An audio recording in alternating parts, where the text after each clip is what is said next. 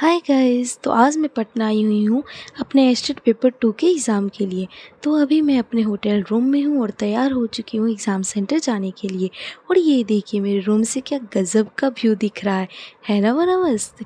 तो अब मैंने ई रिक्शा ले लिया है एग्ज़ाम सेंटर जाने के लिए और हमें ई रिक्शा 2 बार चेंज करना पड़ेगा। पहले मेरे होटल से पटना स्टेशन के लिए, फिर स्टेशन पहुँचकर ओवर ब्रिज के थ्रू क्रॉस करके करभिकिया जाएंगे और फिर वहाँ से टोटो लेना होगा 70 फीट रोड के लिए, क्योंकि एग्ज़ाम सेंटर मेरा वहीं पर है।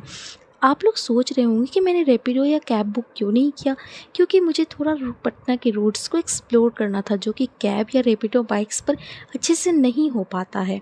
और अब मेरा एग्ज़ाम ख़त्म हो चुका है और मैं अब होटल के लिए वापस जा रही हूँ। और मैं चाहती तो थी कि एग्ज़ाम सेंटर के आसपास के नज़ारे भी शूट करूं, पर सिक्योरिटी रीजंस की वजह से वहाँ के गार्ड्स ने मुझे शूट ही नहीं करने दिया। खैर अभी दोपहर के 1 बज रहे हैं और टेम्परेचर 44 डिग्री सेल्सियस तक हो गई थी। हालत ख़राब हो गई थी। मुँह से बस एक ही आवाज़ निकल रही थी, हाय गर्मी।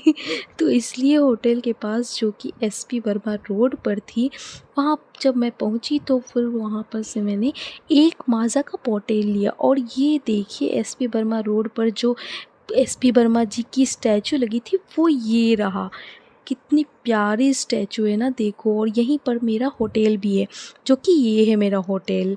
तो फाइनली मैं अब अपने होटल में पहुंच गई हूं और ये रहा मेरा वो रूम जो मैंने बुक किया है।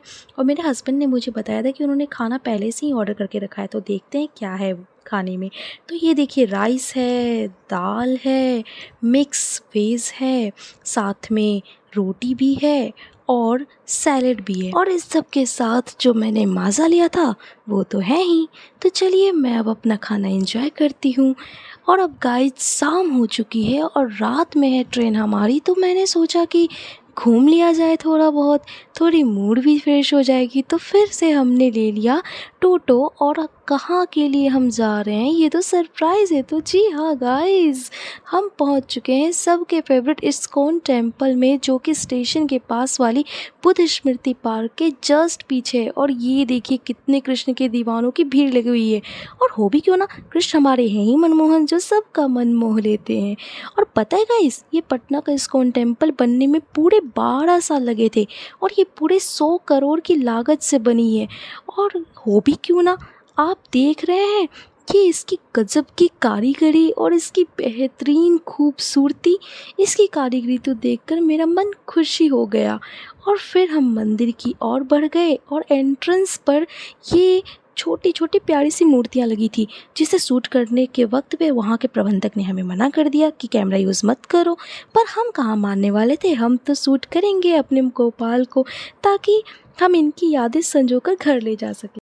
फिर हम यहाँ बैठ गए आरती देखने के लिए। हमें पता चला कि आरती शुरू होने में तो 1 घंटा बाकी है। तो हमने सोचा कि चलो फिर बाहर चल के देखते हैं कि क्या क्या है यहाँ पर। और जैसे ही हम बाहर आए तो हमने देखा ये प्यारे से स्टैचू, जो कि इस्कॉन टेम्पल के फाउंडर आचार्य की थी। और देखो कितनी भीड़ बाहर भी लगी हुई है, क्योंकि बहुत सारे लोग ठंडी ठंडी हवा का मज़ा ले रहे थे और साथ ही साथ आरती का इंतज़ार भी कर रहे थे। और ये देखो छत पर से पर नीचे का नज़ारा क्या मस्त दिख रहा था। चारों ओर मंदिर के प्रांगण में लोगों की भीड़ लगी हुई थी, सभी लोग बहुत ही एंजॉय कर रहे थे। और ये देखो ये गुंबज नुमा जो बना हुआ है, क्या गजब की कारीगरी हुई है ना। खैर अब आरती का वक्त हो गया था और देखो आरती के लिए कितने सारे लोग इकट्ठे भी हो गए थे। और सच कहूँ ना गाइस, क्या मस्त भक्तिमय माहौल बन गया था। मन कर रहा था झूमूं, नाचूं, गाऊं। और लिटरली कुछ लोग तो सच में कितना नाच रहे थे। देखो मैं दिखाती हूँ आप लोगों को, ध्यान से देखना और आरती भी सुनो गाइस, मज़ा आ जाएगा।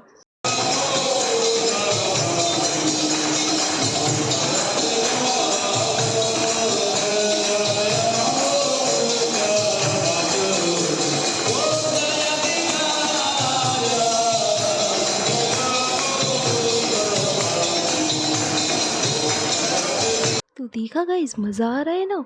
तो फिर जब आरती ख़त्म हो गई तो हम चले आए नीचे और नीचे आकर देखा तो कितने सारे स्टॉल्स लगे हुए थे। जूस के स्टॉल थे, छोले भटूरे थे, डोसा था, समोसा और कचौड़ी चाट थी, केक्स थे और भी कितने सारे आइटम्स थे।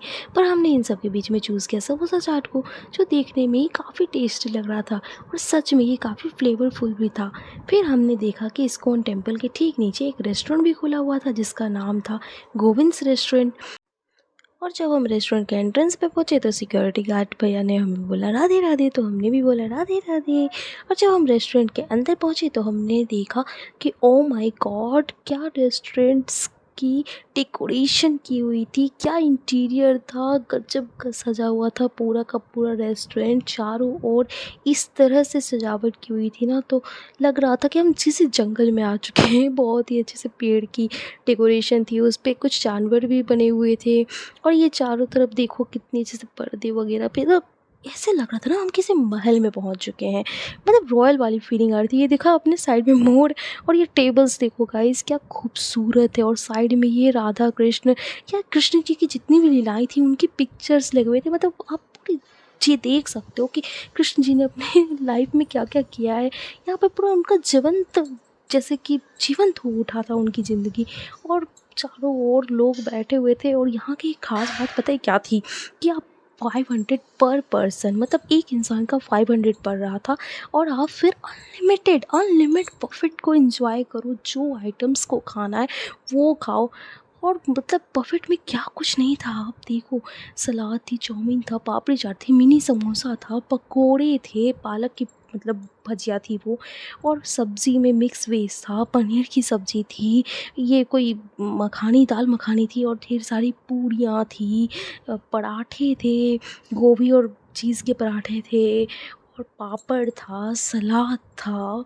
और साथ में जब हम राइस की ओर बढ़े तो वहाँ पर हमने देखा कि रायता थी, पुलाव थी, और साथ में स्टीम राइस थी, साथ में दाल भी था जो तड़के वाली दाल थी, गुलाब जामुन था, रसगुल्ला था, और साथ में ये देखो हमें क्या मिला था, जलजीरा मिला था, छाछ मिला था, और ये कोई मीठी सी शरबत थी जो मुझे उतना टेस्ट में कुछ खास नहीं लगा। लेकिन ओवरऑल प्लेटर का जो स्वाद था ना वो ऑसम था। और सबसे ख़ास बात, ये बिना प्याज लहसुन की बनी हुई थी और इतनी अच्छी थी ना, मतलब मैं क्या ही बताऊँ, ऑसम टेस्ट थी।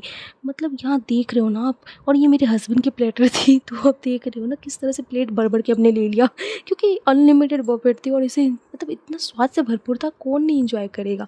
फिर मतलब जी नहीं कर रहा था, लेकिन अब तो हमें यहाँ से जाना ही होगा, तो टाइम हो गया था काफ़ी, और अब ट्रेन की टाइम भी हो रही थी, तो हमने सोचा कि अब चलो यहाँ से चलते हैं। तो हम निकल पड़े और अब पटना स्टेशन पर पहुँच चुके थे। तो वहाँ पर अब काफ़ी भीड़ भी थी, फिर स्ट्रगल करते हुए हम पटना स्टेशन के अंदर आए। और फिर यहाँ पर हमें इंतज़ार करना था, क्योंकि हमारी ट्रेन 12:10 यानी 12:10 की रात में खुलने वाली थी। और अभी करीबन 10:30 बज रहे थे, तो करीबन 1.5 घंटा हमें इंतज़ार करना था। ट्रेन तो सामने थी लेकिन हम उसमें जा नहीं सकते थे।